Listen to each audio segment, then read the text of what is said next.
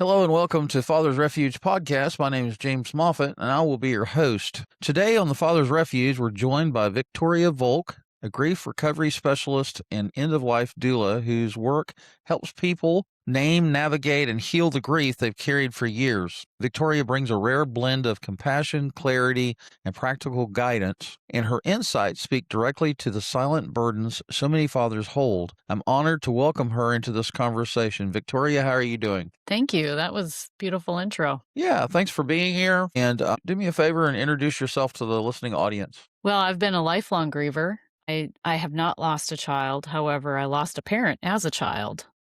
So I can speak to that perspective. Yeah, so I grew up with grief. I've literally known it my entire life. And, in 2019, I had another loss and realized that grief was really um, a thorn in my side that I had never addressed up to that point. And I discovered the grief recovery method. And that literally was the thing that transformed my grief and helped me to deal with it for the first time, truly.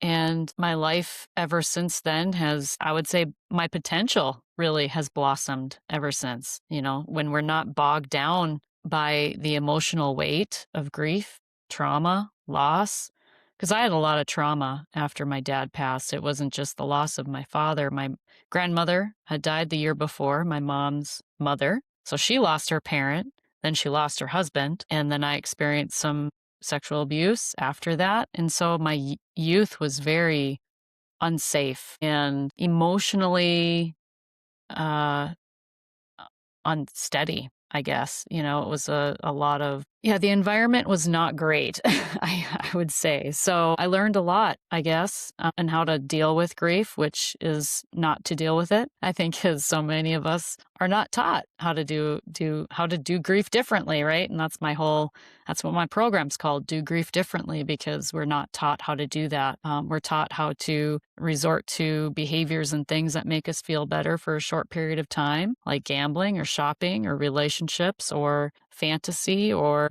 any of those things that make you feel better, but then maybe potentially actually bring on more shame after the fact, right? Because, if we're on a drinking binge, well, then we kind of feel like crap after that about ourselves too. And I abused alcohol in my early 20s. Like I said, I grew up with grief, and it's like this monster in the closet that decides to show up when it wants to. And life is going to continue to life. And as we have additional experiences, it brings up a lot of that old stuff that we didn't yet address. And that's what I did in 2019 and have not looked back. Well, thanks for sharing that with us. Grief and loss can be painful many times. And I think that sometimes we turn to addictions when something's painful. Like you said, drinking, drugs, alcohol, shopping, the shopping network, anything that brings us a small measure of happiness. Gambling. Gives us a dopamine hit. Oh, Yep. yeah. Yeah. Yeah. Anything that helps dull the pain or help us to ignore the pain is, I think we do that I think we do that normally. I think it's a defense mechanism, and Father's Refuge is here it's a safe haven for fathers and men and others who want to move forward and understand, the emotional intelligence that it takes to deal with the pain and to equip ourselves with the tools that are necessary to deal with the pain and deal with the grief and the loss, and understand that life goes on for us and our other family members. And it requires us to not hide and not lash out at other family members. Hurt people, right? And so all of this takes on a multitude of dynamic and a huge dynamic. And I'm certainly no expert in the healing process, even though I certainly have a lot of experience with grief and loss. And we lost our daughter back in 2000. And I noticed after she passed away, Jessica, that there was not a lot of support from men. And we had been going to a support group at the hospital for parents that had children that were sick and had cancer or some other debilitating disease and chronic disease or whatever. But after she passed, we weren't going to that support group anymore because obviously parents that had children that were still alive, they didn't want to, be faced with the reality of, they're either going to get healed and get better on this side of heaven or they're going to get healed in heaven, And so anyway, that was not an eventuality that those parents wanted to hear at that time, and I don't blame them. But nobody told us about the possibility of going to see a family therapist or sending the kids, the teenagers or the preteens to a therapist. And I think in the last 24, 25 years, this field of study and field of experience has matured exponentially. And now there are so many more options for people to get the help that they need. And so anyway, that's my hope and dream and vision, purpose for this podcast, and for having guests like you on to talk about these things, so that people that are listening can understand that they're not alone and that there's light at the end of the tunnel. And it's not a freight train, And so anyway, so you shared what your personal experience was that led you into grief recovery work. Tell me, what does end of life doula mean? What is a doula? End of life doula is someone who bridges the gap between, for example, like hospice care or end of life care and the family. So we're kind of like the in between go to person, Okay.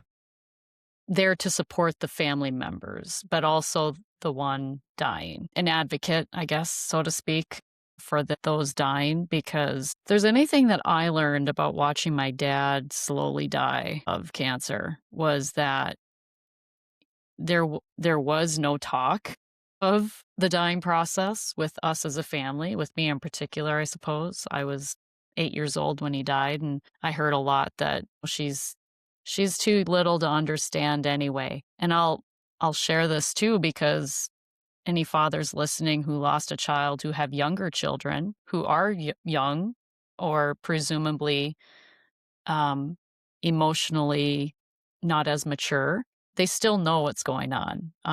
In fact, we learn by the age of 3, 75% of what we're going to learn and how to respond to life by the age of 3. The remaining 25% comes by the age of 15.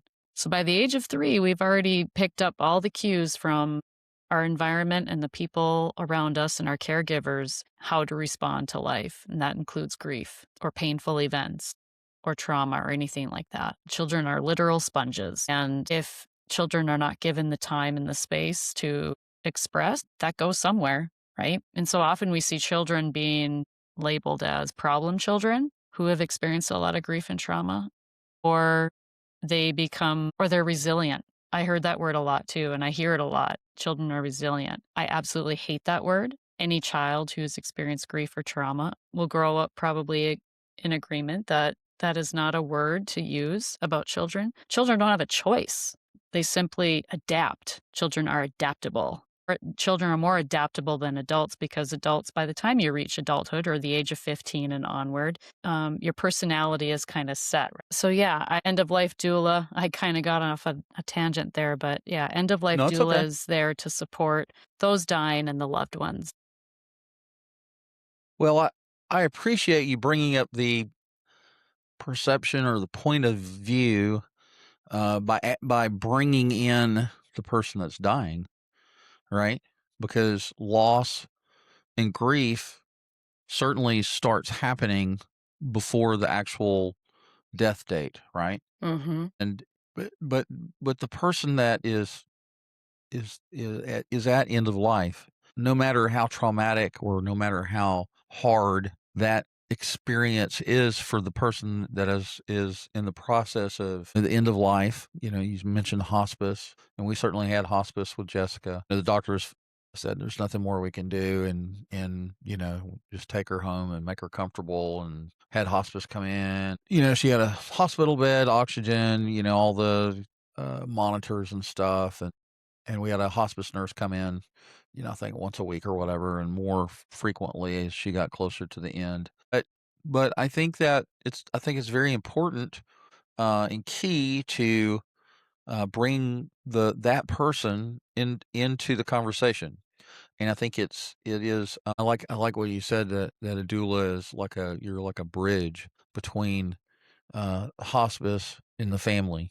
Hospice has a specific reason for being there. They're the ones that are providing the medical care, the psychological counseling, and answering questions that the family may have with regards to what are the stages, what do we look for, how's it going to affect our loved one, how's it going to affect us, how can we handle it, and so you bring in an extra layer of empathy, sympathy, understanding. So that's great. I mean, I think that's from my perspective.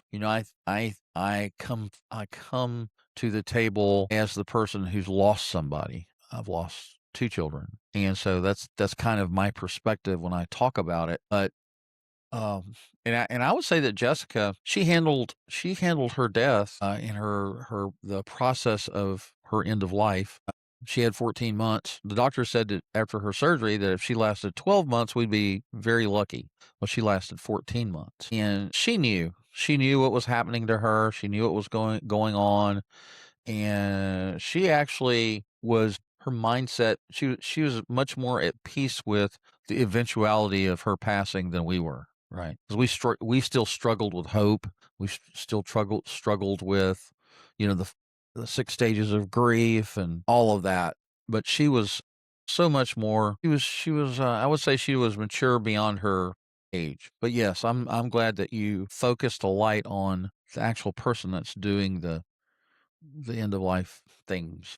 You know. Well, and it's a normal and natural process, and as an end of life doula, we are taught and trained how to recognize those stages of dying, so we can communicate that as well with the family, but more importantly too, it's being able to support those dying and having a death with dignity, how they want to die, from the details of the room, if they want special music played, if they want specific visitors, or if there are specific visitors they do not want to have, and being the advocate for them to in honoring that and being the voice for them. But I think it's so important that those conversations are had before you cannot have them. And that's where the death end of life doula or death doula can come in and facilitate those conversations that family are really resistant in having, right? Because like you said, you're still holding on to the hope and all of that. And so it's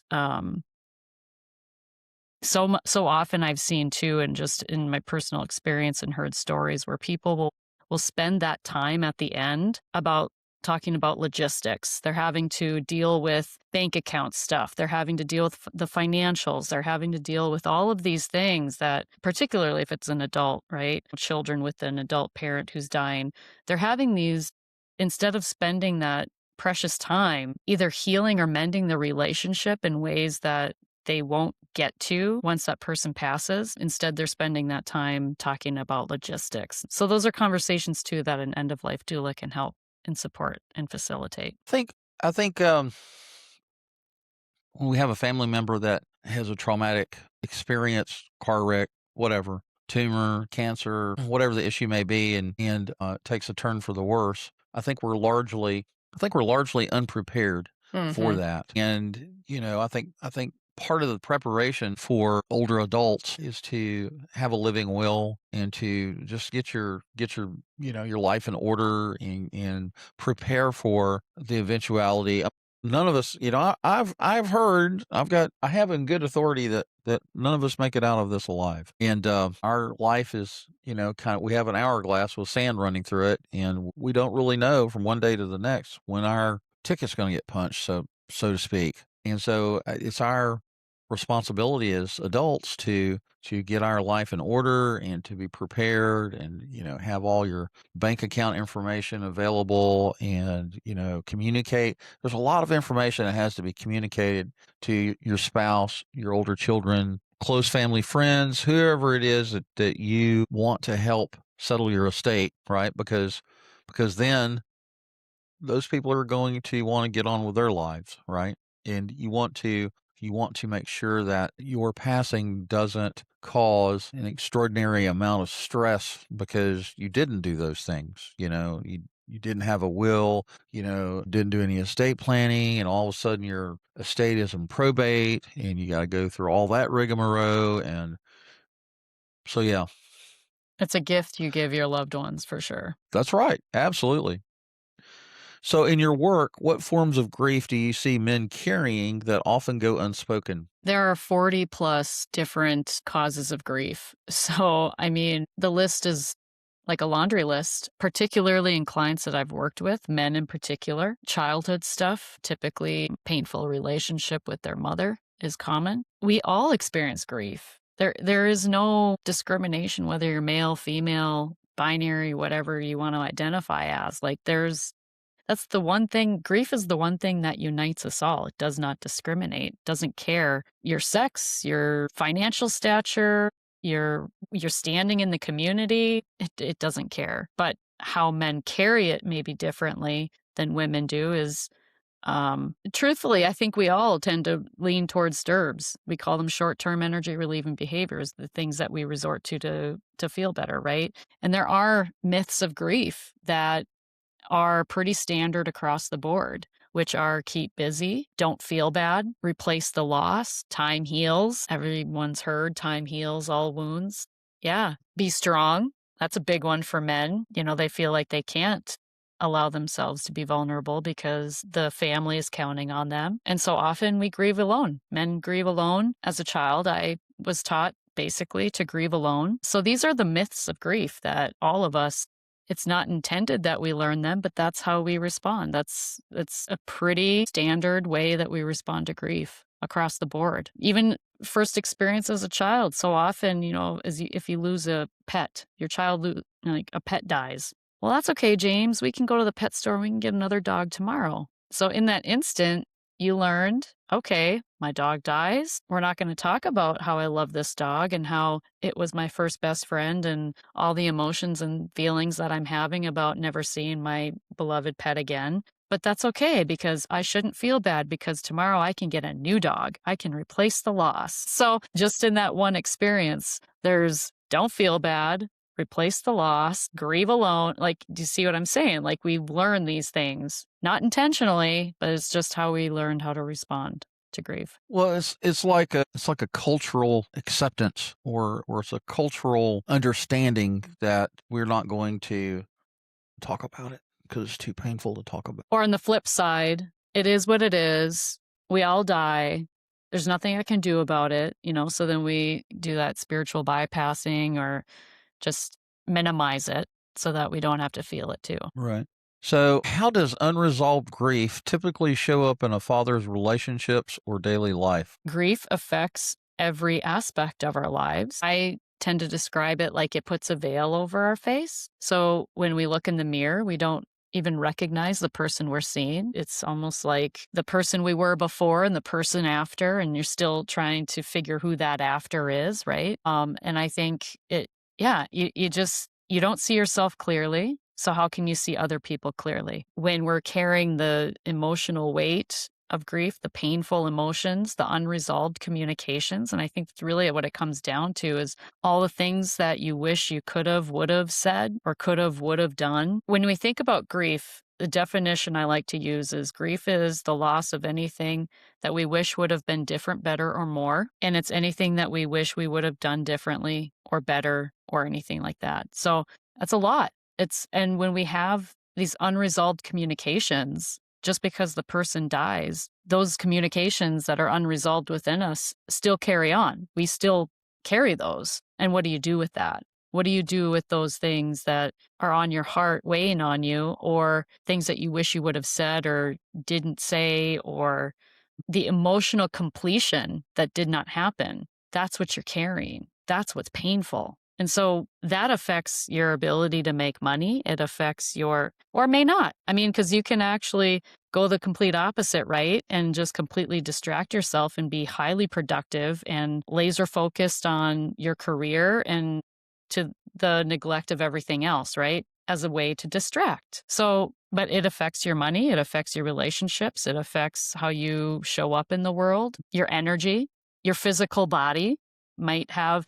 It's when you think of yourself, like if you think of yourself like a tea kettle, It's when the tea kettle is getting to the point, either you're going to implode or you're going to explode. So if you don't get what goes in must come out, and if it's not coming out, it's going to manifest as physical symptoms potentially. So migraines in women, it's common, fibromyalgia, skin irritations or rashes, things like that, autoimmune, dis-ease in the body causes disease.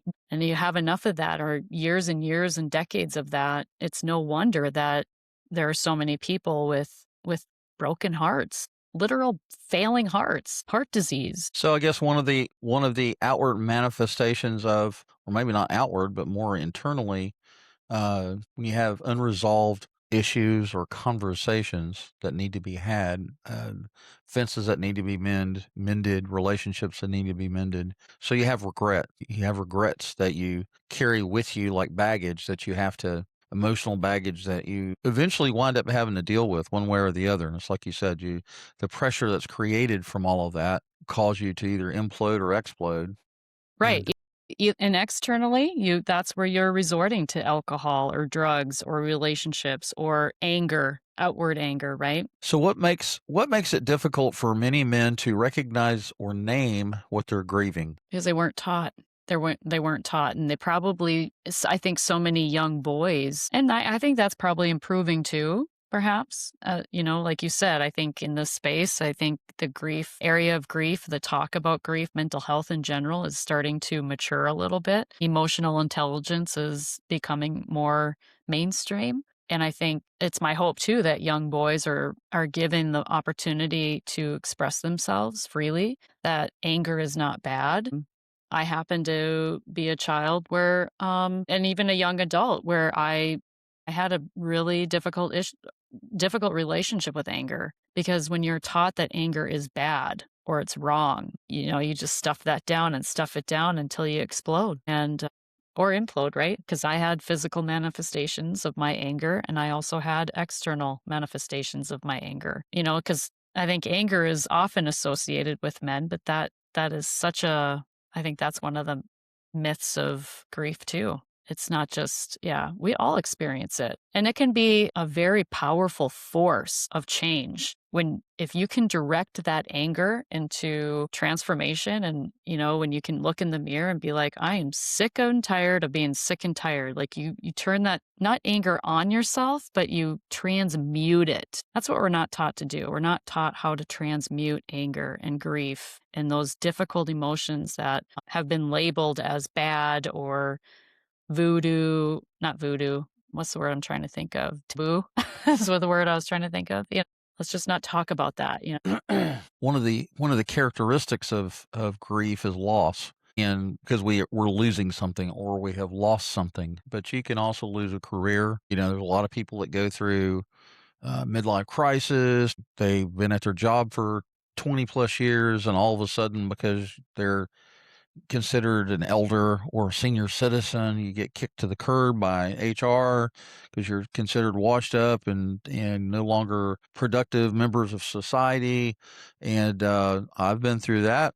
And so job loss of a relationship, separation, divorces, all those family dynamics that we all sometimes have to deal with, causes, that loss causes a certain amount of grief. And we're just, I think in the American culture, we're kind of taught to just roll with the punches.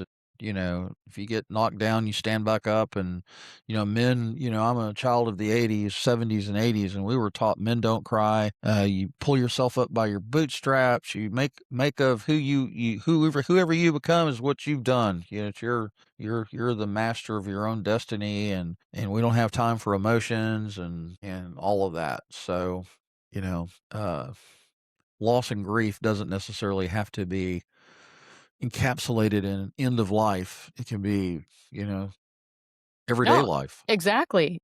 By the time you reach midlife, you've probably stacked a lot of grief luggage along the way. Because that's actually one of the other part of that definition is grief is the loss of hopes, dreams, and expectations. Anything you wish that would have been different, better, or more. Right. That's a lot. That's good. Say that again. Grief is a loss of hopes, dreams, and expectations, and anything that you wish would have been different, better, or more. I like that. So, for a dad who feels stuck or emotionally shut down, what's the first step towards healing? Awareness, self-awareness, just like Dr. Phil McGraw. I grew up hearing him say, you can't change what you don't acknowledge. For a dad who feels stuck or emotionally shut down, what's the first step towards healing? And you said awareness. Awareness, yeah, awareness. I mean, like Dr. Phil McGraw said, I grew up watching him. You can't change what you don't acknowledge. True. That's exactly right. That stuck with me, yeah.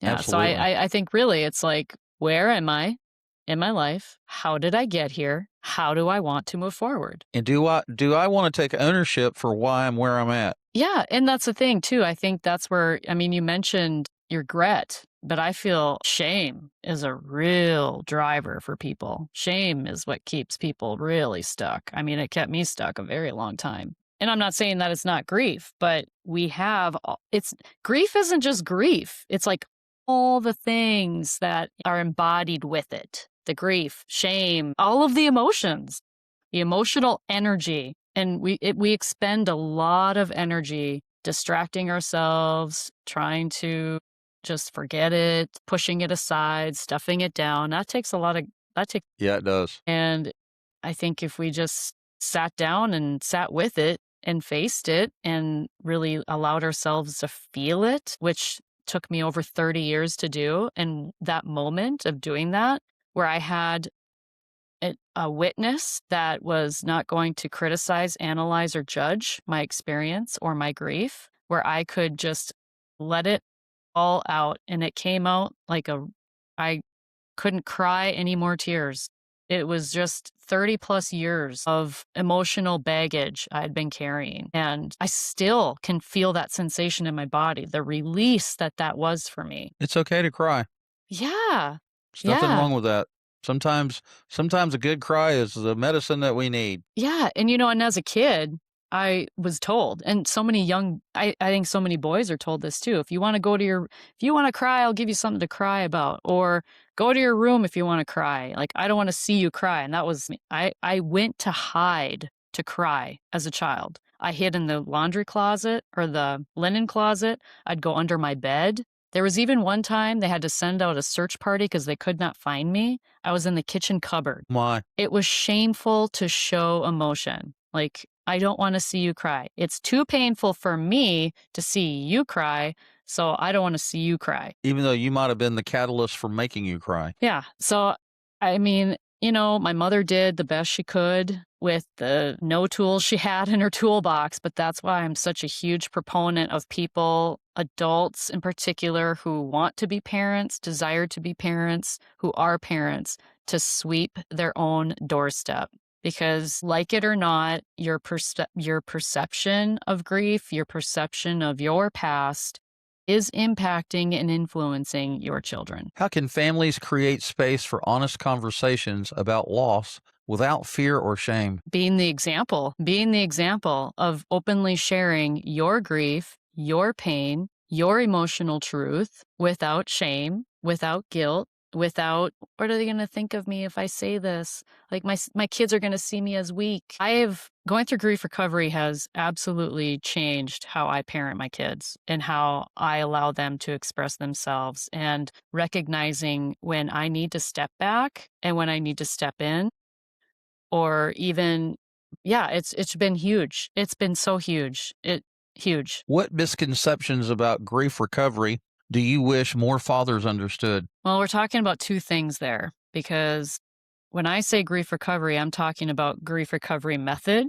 It's a method for actually recovering from grief, or the process of recovering from grief. So they're two different things. What I can speak to is, people will say that not every, so like when I'm talking about grief recovery method, the grief recovery method, people might say, well, that worked for you, that won't necessarily work for me. And I push back on that, because although it is an evidence-based method and program, and it is a method and program that every single griever takes and goes through, it is unique to every single griever, because their grief is unique. Is basically like, you take the method and you apply it to your life. your grief, your story, your relationships. That's what makes it not be cookie cutter. So on the outside, it can be viewed as cookie cutter, but because every grief experience is unique, even if you live in the same household with people, and I'm sure you've experienced this yourself, when you and your wife lost your child,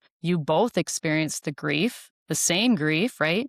But it was Mhm. different. You experienced it differently. You showed up to the grief differently. This method you could both use in your own way. And so that's why, but grief recovery, just recovering from grief or grief recovery, the process of grief recovery, I think we all just have our own path of how we take that windy road of getting to a place where we finally feel whole again, where we can have a memory of someone we loved and care about that died, but it doesn't take us way back to the emotional pain. Instead, we can feel feelings of fondness and love and gratitude for that relationship and for the time we had with that person, rather than the deep emotional pain that can take you out for weeks or maybe even months again, right? Like when those anniversaries come around, it's looking at them and experiencing them differently with a different lens, with a different perspective. And that's the process of grief recovery, I feel. And that's different for everybody and in the timeline and how long that takes and whatnot. But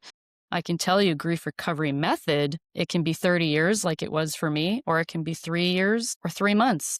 It doesn't matter. There's no timeline as to when it's too soon or too late. It's never too late and it's never too soon. Well, one of the things that I would like to bring up at this point is that as you are experiencing loss and grief, whatever the catalyst is for that, whether it's job loss, divorce, separation, loss of a child, loss of a parent, whatever, loss of a job, as you're living through that and you're doing the best you can with the tools that you have to experience the emotions and deal with the emotions and still function in life, you're going to have people that are going to come to you and go, and a lot of times it might be family members. They're going to come to you and go, well, it's been 3 months or 6 months or a year or 2 years or 5 years or 10 years since you experienced that loss. And now it's time for you to move on. Time for you to stop wallowing in self-pity. And well, those people are idiots,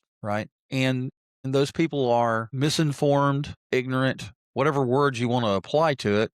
But just be aware that people are going to do one of two things as you suffer, as you walk through the loss and the grief. They're either going to be silent because they don't know what to say, and they may even pull back from you and not want to get close to you because they don't know what to say. Loss and grief is ugly, and they don't want to admit that they're susceptible to the same thing. So they're just going to stay away from you, right? Or they're going to get in your personal space and they're going to push ridiculous statements like that and just be aware of that. And to those that are listening that have experienced loss and grief, you know what I'm talking about. You know what people are capable of. So yeah, just try to take it with a grain of salt. Well, and what I would add to that is it's a reflection of where they're at, simply. I mean, it's either they haven't addressed any of their own pain or suffering or grief, or well,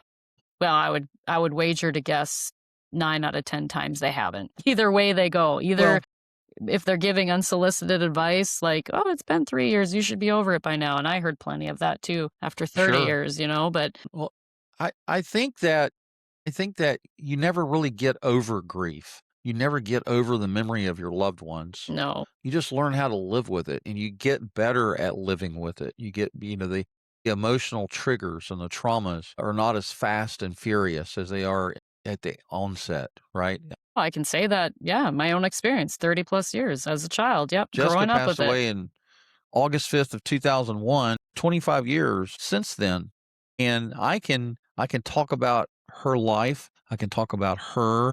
I can talk about how much I loved her. And as long as I don't focus on the end of life things that happened for too long of a period, I can keep a dry eye. Back when it first happened, yeah, forget it. You hear music that the person loved, or you go to a restaurant that they enjoyed, or there's lots of emotional triggers that hit you like a freight train, and you have waves of grief and there's no wrong way or right way to experience it or deal with it, as long as you just don't shove it deep down into your heart, soul, spirit, and ignore it, because it's not something that's going to be ignored. And eventually, like we said earlier, you're either going to explode or implode. And that can be messy and ugly and damaging. So, as you look at the men and families you've served, what gives you hope about the healing process? That it's possible.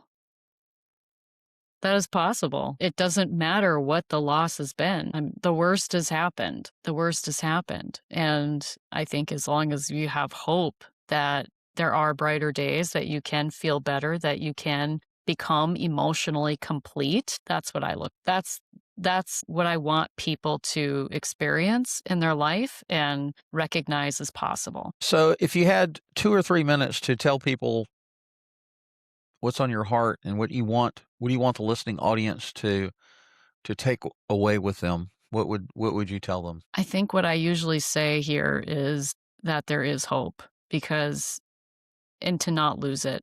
Because I think when you've tried so many things, so many different things, and they've failed, or maybe you've had 2, 3, 4 different therapists, or maybe you've tried this thing or that method or this method, and none of it's helped. The next time you try the next thing might just be the thing. So I think it's just holding on to the hope that it doesn't always have to be this way, that this is temporary. What you're feeling today is temporary, and that with different knowledge, with new knowledge, new information, taking new actions, which then thereby affects your behaviors, which is in a nutshell what grief recovery helps you do, actually. You can create that forward momentum in your life where where your present day is no longer dictated by your past. So, how would people get a hold of you if they wanted to connect with you? All my links and everything are on my website, theunleashedheart.com. And you also filled out a guest profile, which I appreciate. And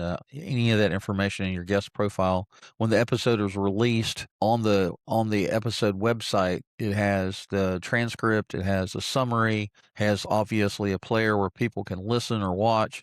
And your guest profile will show up on that same website where they can get a hold of you. And I think all your links will be there as well. Fantastic. So, Victoria, thank you for being here. And to the people that are listening, the listening audience, I want to say thank you for the privilege of your time. Thank you for joining this conversation. And a special thanks to Victoria Volk for sharing her wisdom and the heart behind her work. Her insight into grief, healing, and emotional honesty gives fathers and others language for things that they've carried alone for far too long.